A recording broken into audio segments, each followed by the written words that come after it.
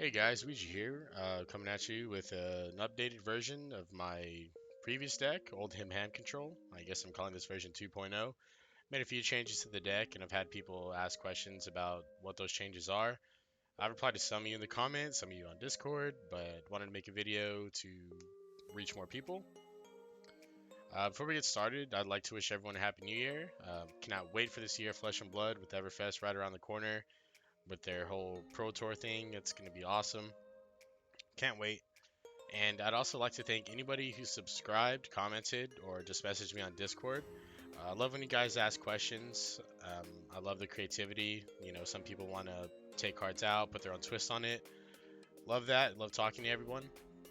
Um, and I also like to thank like the people commenting, saying that they took the deck and they scooped up their local tournament. Like that's really awesome to hear. And also the people pointing out certain mistakes that either I or my opponent has made throughout the games. It's actually crazy how many mistakes you make without you realizing it. Um, but I like that. I'm learning. Some of you guys learning, and it shows that you guys are actually watching the videos. So it's really cool, and I really appreciate it.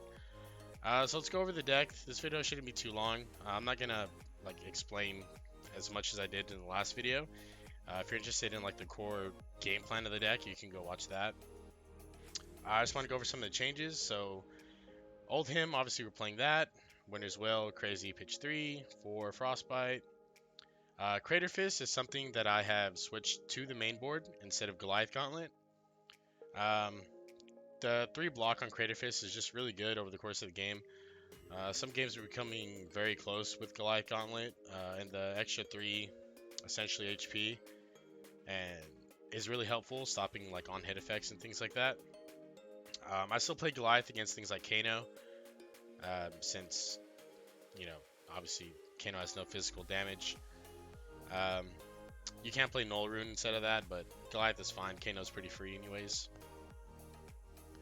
I'm still playing Crown of Seeds. This card's insane. Never take it out. Heart of Ice. I still mainboard this. I hear some people talking about they like tectonic plating, like mainly for the block. And that's fine if you know that your local meta, like your local players, like in my local meta, um, everyone knows the deck I'm playing. So a lot of times they take out the defense reacts. Um, so like Heart of Ice doesn't get as much value. Obviously, you still main Heart of Ice against anything playing Rosetta. It's absolutely insane, the Arcane Barrier. But if you want to put in Tectonic, you know your opponent's not running any defense reactions or any instance or anything like that. I mean, feel free to put in Tectonic, but I choose Heart of Ice still. Ironhide Legs, still in mainboard. I really like the 2 block, helps stop certain on hit effects. Rampart of the Ram's Head, insanely good against everything but Kano. Against Kano, you can put in the Anvil or Anathos or anything like that. But the threat of Frostbite is still really good, so that's kind of a debate. So you make that decision. Command and Conquer, still main board, never take it out. This card's expensive for a reason. It's just really, really good, threatening the arsenal. Still running all 9 copies of Frostfang. This is, you know, core of the deck, along with Winter's Bite. Winter's Bite, they have to discard, play a Frostfang.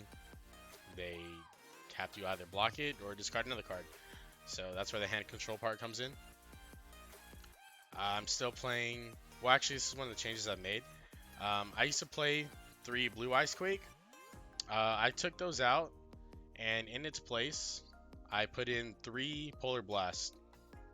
I just found myself not really ever playing the Blue Ice Quake. Like, I mean, it would come up every once in a while, but it was just kind of. I played it just to get it out of my hand, basically. I really like Polar Blast. It's still 2 block. It's still a blue pitch, still an ice, but the dominate factor, I just think it's more versatile. You know, you get the draw effect, have more floating resources, and your opponent potentially discards more cards. So I really like the change. I wouldn't see myself going back. you can replace 3 blue Frostfangs and put back in the blue Ice Quakes. I feel like these are pretty interchangeable because you never really play the blue Frostfangs, you never really played the blue Ice Quakes, but I choose the Frostfangs just because I can buff it with Earthlore Surge or the red Ice Quakes and still have decent attack. So that's my choice. So like I said, still play the 3 red Ice Quakes, still play the 3 red Oak and Olds, or only red. Um, insanely good. You pitch stack it. It forces armor. It forces a lot of things. Wins you games. 3 red Sigil of Solace. This is one of the changes I've made. Um, so I'm going back and forth between 3 red sigils, 3 icy encounters, red, and 3 endless winters. I've been trying each of them. Icy encounter was previously main board. I still like it. I mean, it's still good. 6 frostbite. A lot of times I'd buff it with an ice quake. But I've just been thinking that, like, while the 6 is nice, it's 2 more than Winter's Wail and still threatens a frostbite. I would rather just swing with your Winter's Wail and have a more versatile card in this slot. I found Sigil of Solace to be really, really good against pretty much every matchup. I really like it, having that extra 9 health over the course of the game. It's really good. And I've also been trying Endless Winter. I'm still like up in the air of this card. I mean, I like it, but sometimes I don't know. It just feels weird. Um, Honestly, the Ice Fusion isn't really like, you don't really even care about that. Like, if you confuse it, that's cool. But I would play it against things like potentially Dash, because if this hits either way, all their activated abilities are going to create Frostbite, and I feel like that's really the strong part of the card. Um, so you can mess around with that. Replace Sigils with Endless Winter or the Icy Encounters. I'm sticking with Sigils for now. I'll report back on how it plays out, but so far I've been really liking it. The 3 red Sink Blows, just insanely good. Fixes your hand, gets over a lot of things. So, main board, never take it out. Still running all 9 copies of the Winter's Bite. It's, fundamental part of the deck. You play Winter's Bite, you play the Frostfang. That's basically the bread and butter of the deck. It's actually hilarious. I was playing a 1K here in Texas, in San Antonio, and got top 8. We ended up splitting top 8, so we didn't play it out. So who knows what would have happened, but I was playing against a Briar, and the look on his face when I was just playing a Winter's Bite every turn, he literally asked me, "Are you playing all 9 copies of Winter's Bite?" And I just said, "Yeah," and he was just like, "I respect that." And I did win that game, but it was just hilarious because it just throws people off, and that's what I feel one of the biggest strengths of this deck is a surprise factor, because no one expects this. Everyone expects the crush stuff. So that was just really funny. The Blizzards, 3 blue Blizzards, main board, I never take them out. Pretty much every deck now has some sort of go again. Besides Bravo, but like I've said in the previous video, a lot of Bravos are playing Zealous Belting now. So I just keep the Blizzard in. It's still a nice pitch. It still gives you the resources for like staunch response and your shield and things like that. So I don't feel bad mainboarding it. 3 channel like Frigid. Main board, never take them out. It's really good. It a lot of times forces your opponent to just pass their turn, and you're just applying more and more pressure. They'd rather wait out the channel like Frigid than waste their resources. But they're going to waste their resources anyways because we're forcing them to with Winter's Bite and Frostfang. So, yeah, really good. Earthlore Surge. I mean, I really like this card. Doesn't come up in every game, but there's a lot of games where I've played 1 or 2 of them a game. That +3 on a Command and Conquer or a Frostfang or anything like that, even an Autumn's Touch, is really good. It's there for the blue, the Earth Pitch to fuse with your Oaken, Oldhim defense reaction. So don't take that out. We still run the Autumn's Touch, 3 yellow, 3 blue. It's there for your Oldhim Earth, the Oldhim Earth defense reaction. 3 block, Oaken Fuse. That's what they're there for. 3 blue staunch response. This is just really good. 5 block for 2 resources, and then you can use the other one for the shield, which is 6. Really versatile, or you can use the extra floating resource for crown. Really good. I mean, you can take them out, but you probably should, against Kano, because it's useless. You could put in the blue Ice Quakes instead of that. So yeah. Oh, and the same thing with Sink Below. Obviously, if you're playing against Kano, you don't need any of these defense reactions. So you can put in the Ice Encounters, the Endless Winters instead of the Sink Belows, and the Ice Quakes instead of the Staunch Response. Another change to the deck, probably the biggest change, is 3 Terra Sunders. This is taking the place of the Glacial Footsteps. It's just strictly better. I don't know why I didn't think about this earlier. Glacial Footsteps was there for the dominate for late game, but it requiring a full hand, it would come off sometimes, but it just was not. Keeping a full hand just felt really bad. With Terra Sunder, all you need is 3 blues in hand. So you're still able to block with 1 card. Crown of Seeds in Arsenal, get the card back, and have a Terra Sunder play, which is really good. It forces armor. You really don't care if it hits. Really, all you're trying to do is force their armor block early, so you can swing at them with Oakenold, and they won't have anything to respond with.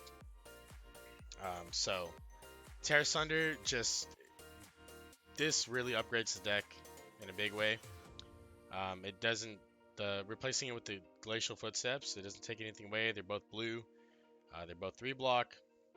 It's just Terra Sunder requires 1 less card for a dominate discard 2. So it's really good. Still run the 3 blue Winter's Grasp, Ice Pitch, 3 block, 3 blue pitches for 3. Just really good. Leave that in. Pulse of Eisenloft, the one of, just really good. Sometimes you can double fuse Oaken if you draw the nuts. It's good as a defense reaction, but a lot of times I really like pitching this for Oldhim. This defense reaction to get both effects. It's really, really good. Stopping the 2 and making them top deck a card. So leave that in. And then we talked about the Polar Blast earlier, replacing the Ice Quakes. I really like the card. Never mold your plays around arsenaling a Polar Blast. Like, don't be greedy with it. If you can't arsenal it, it's fine. Just pitch it, do something else with it. If you get it, you get it. I just think it's more versatile than the Ice Quake. Then our sideboard, like I said, the Endless Winters. The slot that you would replace is the Sigils. Same with Ice Encounters. So you choose between Sigils, Ice Encounters, or Endless Winter. Goliath Gauntlet. They're for Kano, pretty much. I don't run the 3 null runes. I don't really think it's needed. I'd rather just kill them faster. 3 blue Ice Quakes. Like I said, you can replace this with Frostfang. These are kind of interchangeable. I choose the Frostfang, but feel free to experiment. Remembrance. I've never actually played this card in a game. It's come close to where I was thinking I would need it, but I've never ended up needing it. It never felt bad. I used to run it in the main board. Like, it never felt bad having in hand just because I can always pitch it for crown or something like that. It's just, I do not want to ruin my pitch stack. That's really the main thing, because I'm just trying to set up Okens the entire game. And unless you have very few cards or you use all your Okins, I don't think Remembrance is needed in any matchup. It can come close, but it's there just in case. In case you've played a local player and you know how the games go and you're gonna need it, you can do that. Null Rune Boots, replace Ironhide Legs in Rosetta matchups, or Arcano. And we've talked about Tectonic Plating, replacing Heart of Ice. If your local meta that your opponent already knows, so they take out all their defense reactions. So yeah, those are the big changes to the deck. Mainboard Crater Fist, mainboard Sigil of Solace, mainboard Polar Blast, and Terra Sunder. So yeah, I think the deck has upgraded in every way. It was good before, and now it's even better. So yeah, I hope you guys enjoyed the video. Like I said, Happy New Year's. Let me know. I really want to make more content this year. I'm not sure what kind of content. I really want to focus on Oldhim because I love the hero, and it seems like a lot of you guys do too, and I love talking about it. So just leave some suggestions on what you would like to see in the future. I'm working on some other Oldhim builds, like an Earth build or an Elemental build, but that probably won't come out until Everfest comes out, because it still needs a little help. It's still kind of a meme right now. But leave some suggestions in the comments. Thank you for watching, and I'll see you next time.